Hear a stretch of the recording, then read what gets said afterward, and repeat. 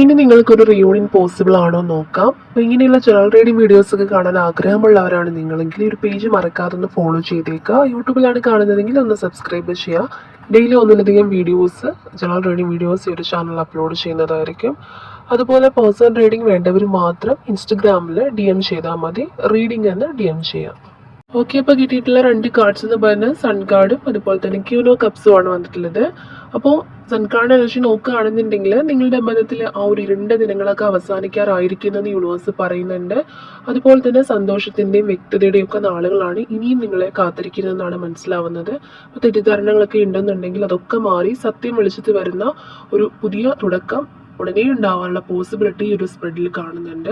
അതുപോലെ തന്നെ നിങ്ങളുടെ പേഴ്സൺ ഇപ്പോൾ നിങ്ങളെക്കുറിച്ച് വളരെ ആഴത്തിൽ ചിന്തിക്കുന്ന ഒരു സമയമാണെന്ന് ക്യൂനോ കപ്സ് സൂചിപ്പിക്കുന്നുണ്ട്. അപ്പോൾ അവരുടെ മനസ്സിൽ ഇപ്പോഴും നിങ്ങൾക്കായിട്ട് വലിയൊരു സ്ഥാനമുണ്ടെന്നും കാണുന്നുണ്ട്. അപ്പോൾ ഇത്രയും കാലം അവർ നിങ്ങളോട് എക്സ്പ്രസ് ചെയ്യാതിരുന്ന ആ ഒരു സ്നേഹവും കരുതലും ഒക്കെ ഉടനെ തന്നെ നിങ്ങളോട് വെളിപ്പെടുത്താനായിട്ട് അവർ കാത്തിരിക്കുന്നതായിട്ട് കാണുന്നുണ്ട്.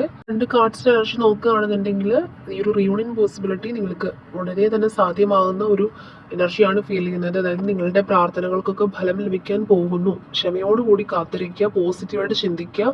സ്നേഹം നിങ്ങളെ തേടി വരാനായിട്ടുള്ള ടൈം ആയിട്ടുണ്ടെന്നാണ് കാണുന്നത്. അപ്പോൾ ഈ ഒരു സന്ദേശം അല്ലെങ്കിൽ ഒരു മെസ്സേജ് നിങ്ങൾക്ക് റെസനേറ്റ് ആകുന്നുണ്ടെന്നുണ്ടെങ്കിൽ നിങ്ങൾ ക്ലെയിം എന്ന് കമൻറ്റ് ചെയ്യുക.